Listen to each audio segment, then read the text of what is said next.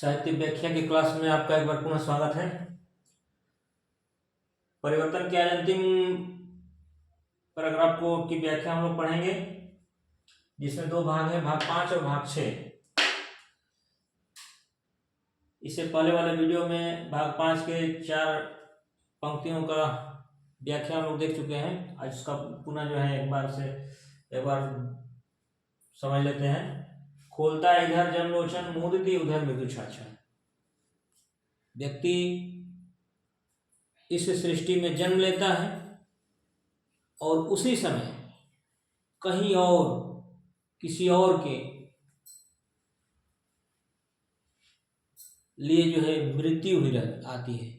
और क्या करती है वो मृत्यु? उन लोचनों को, उन आंखों को हर क्षण क्षण क्षण मूदती रहती है, बंद करती जाती है। दूसरी बात, व्यक्ति जन्म लेने के साथ ही हर क्षण यानी एक एक सेकेंड मृत्यु के नजदीक पहुंचता जाता है और धीरे धीरे उसकी आंखें बंद होती जाती है। अभी उत्सव और हास उल्लास, अभी जब व्यक्ति जन्म लेता है तो बहुत उत्सव होता है, बहुत प्रसन्नता होती है, बहुत जो है लोग प्रसन्न होते हैं, अनेक उत्सव मनाते हैं।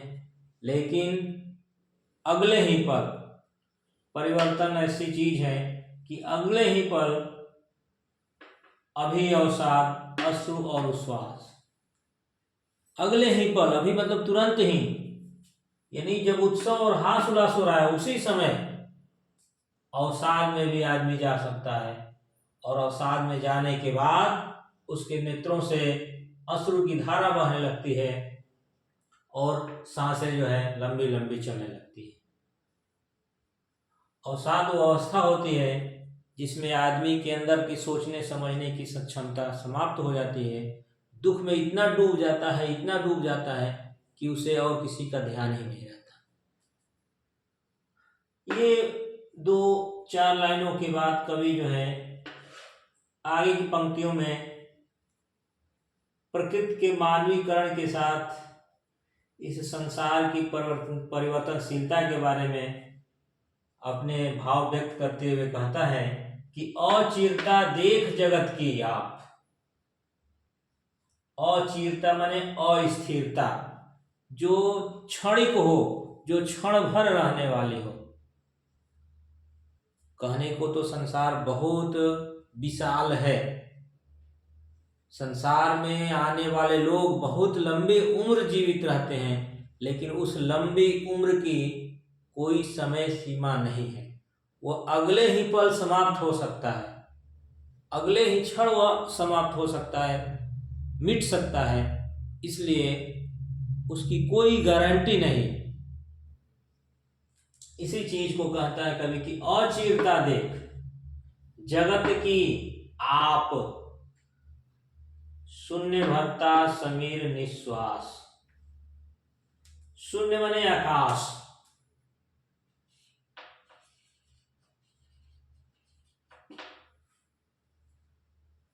यानी आकाश जो है स्वयं इस संसार की अस्थिरता को देखकर मानो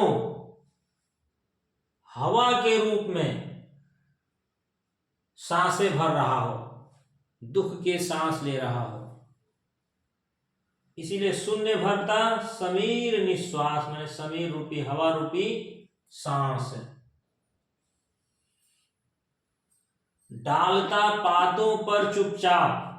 और यह जो आकाश है, वह आकाश इस पृथ्वी पर जो पेड़ पौधे हैं, उन पेड़ पौधों के जो पत्ते हैं, उन पत्तों पर क्या कर रहा है? चुपचाप डाल रहा है ओस के आंसू नीला आकाश। कैसे आंसू? ओस के आंसू। नीला जो आकाश है, शून्य नीला आकाश, वो चुपचाप जो है पत्तों पर आंसू के रूप में ओस टपका रहा है, यानी दुखी हो रहा है, व्यथित हो रहा है। और क्या कर रहा है? सिसक उठता समुद्र का मन। और यहाँ पृथ्वी पर जो समुद्र, विशाल समुद्र है, कभी कल्पना करें मानो वह इस संसार की अस्थिरता को देखकर सिसक जाता हो, दुखी होता हो, और दुखी होने के बाद क्या करता है, सिहर उठते उठगन। और जो तारे हैं जिनका प्रतिबिंब उस समुद्र में पड़ रहा है, तो जब समुद्र सिसकता है तो उसमें हलचल आती है, और उसके हलचल आने से जो उसके प्रतिबिंब है वह भी डगमगाने लगते हैं, हिलने लगते हैं। कभी कल्पना करें कि मानो वो तारे जो हैं सिहर उठते हों। समुद्र के दुख से दुखी मन को देखकर तारे सितारे भी जो है सिहर उठते हैं। तो एक तरह से हम देख रहे हैं कि समुद्र, आकाश, ओस की बूंदें और हवा, ये जो कि प्रकृति के अंग हैं, इनको मानव के जैसे जो है क्रिया प्रतिक्रिया करते हुए दिखाया गया है। तो इसलिए हम कह सकते हैं कि इन पंक्तियों में कवि ने प्रकृति का मानवीकरण किया हुआ है, और समीर निश्वास, ओस के आंसू में जो है रूपक अलंकार का प्रयोग है। इसके बाद आगे के पदों को हम देखेंगे। अहे निष्ठुर परिवर्तन, संबोधन का चिन्ह है, विस्मय आदि बोधक चिन्ह भी इसको कहते हैं। कवि विस्मित है, आश्चर्यचकित है, इस परिवर्तन को देखकर एकदम आश्चर्य में पड़ा हुआ है, और आश्चर्यचकित होकर संबोधित करते हुए कहता है कि अहे निष्ठुर परिवर्तन। परिवर्तन के साथ विशेषण कवि ने लगा दिया है निष्ठुर। परिवर्तन में कोई दया भाव नहीं होता, कोई मोह माया नहीं होती, इसीलिए परिवर्तन निष्ठुर है। वह किसी के लिए नहीं रुकता, वह कोई रिश्तेदारी, कोई सगे संबंधी नहीं जोड़ता, इसीलिए परिवर्तन निष्ठुर है। और उसी को कवि संबोधित करते करते, अहे निष्ठुर परिवर्तन, तुम्हारा ही तांडव नर्तन। यानी इस संसार में जो कुछ विनाश लीला है वह तुम्हारे कारण ही है।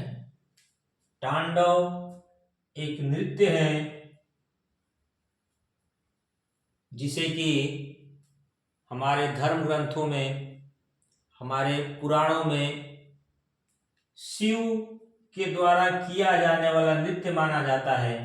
कथा यह है कि जब शिव की प्रथम पत्नी सती आत्मदाह करती हैं, तो उस आत्मदाह के पश्चात शिव जब दुखी होते हैं और उस व्यवस्था पर, उस समाज पर कुपित होकर, क्रोधित होकर सब कुछ नष्ट करने के उद्देश्य से नृत्य करते हैं, और उसी नृत्य को नाम दिया गया तांडव नृत्य। वो परिवर्तन भी कुछ वैसा ही नर्तन करता है। वह जब आता है तो अच्छा बुरा जो कुछ होता है वो सब कुछ समाप्त कर देता है, और उस अवशेष पर फिर नए का निर्माण करता है। इसीलिए यहाँ कवि लिखा है कि तुम्हारा ही तांडव नर्तन, विश्व का करुण विवर्तन। करुण माने दुखी, विवर्तन माने परिवर्तन जो है, निर्माण जो है, वह क्या है, परिवर्तन का ही तांडव नर्तन है। तुम्हारा ही नयनोन्मिलन, निखिल उत्थान पतन। यानी तुम्हारे ही आंखों के उठने और गिरने से या मिलने से, निखिल माने संपूर्ण, पूरा जो विश्व है, पूरा जो ब्रह्मांड है, उसका उत्थान और पतन है तुम्हारे आंखों के संकेत मात्र से।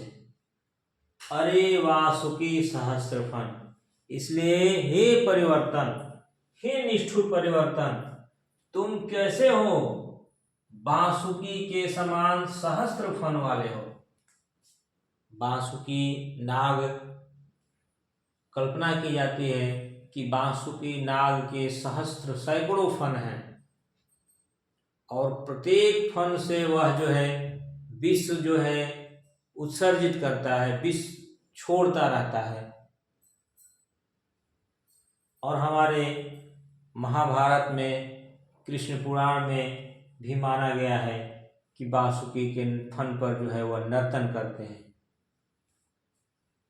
लक्ष्य अलक्षित चरण तुम्हारे चिन्ह निरंतर। अलक्षित माने न दिखने वाले, लक्ष्य चरण तुम्हारे चिन्ह निरंतर, यानी जो तुम्हारे चिन्ह हैं, तुम्हारे चरण तो नहीं दिखते। अलक्षित चरण के माने न दिखने वाले चरणों के, न दिखने वाले पैरों के जो चिन्ह हैं वह निरंतर दिखते रहते हैं।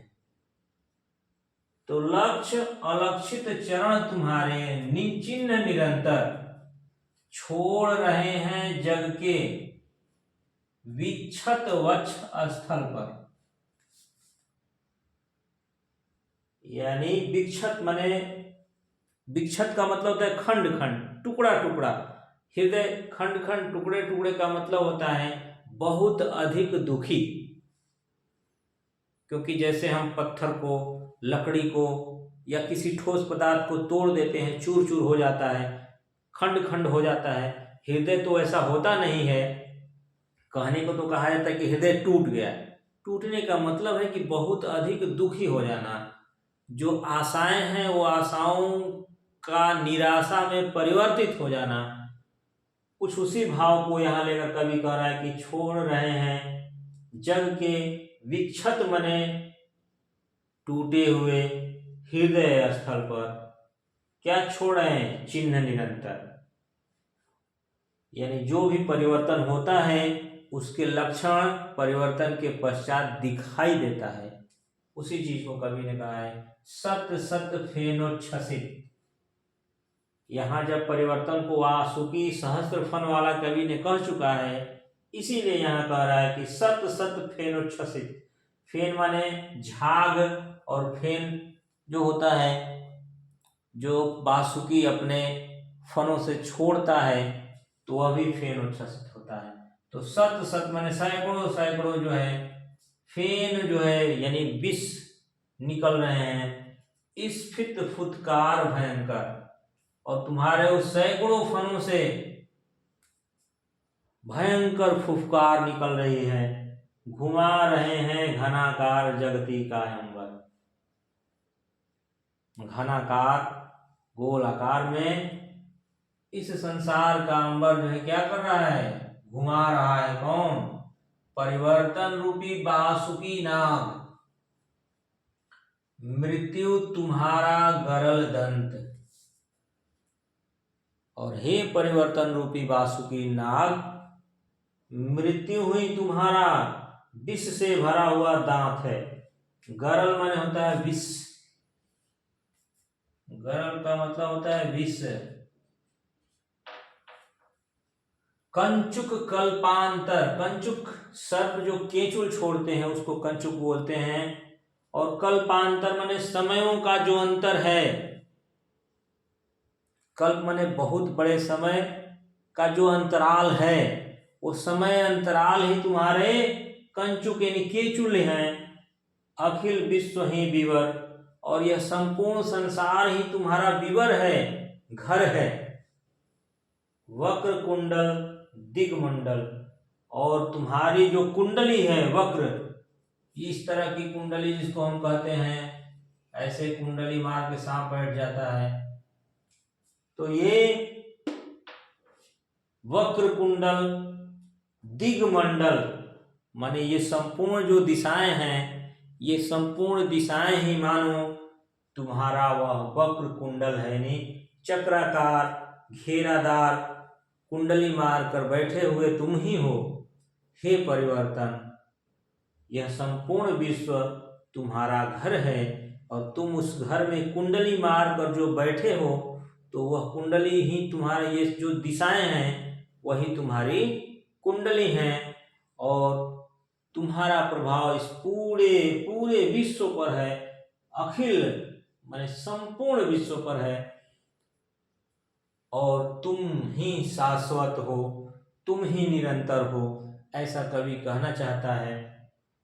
इस प्रकार हम देखते हैं कि कवि के जो भाव हैं वह स्पष्ट हैं कि यह संपूर्ण संसार हर पल हर क्षण परिवर्तनशील है और वह परिवर्तन बहुत ही निष्ठुर है।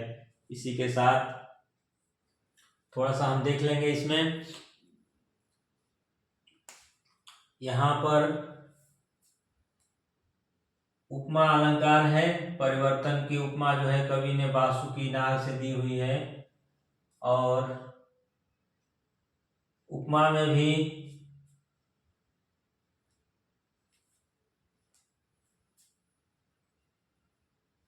इसके बाद कंचुक कल्पांतर, सत्य सत्य,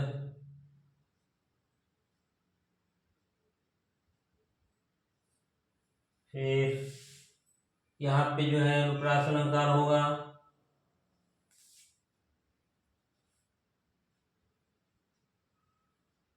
यहाँ मैं बता चुका हूँ कि रूपक अलंकार हो उसके आंसू, समीर निश्वास, ये दोनों जगह रूपक अलंकार होगा। और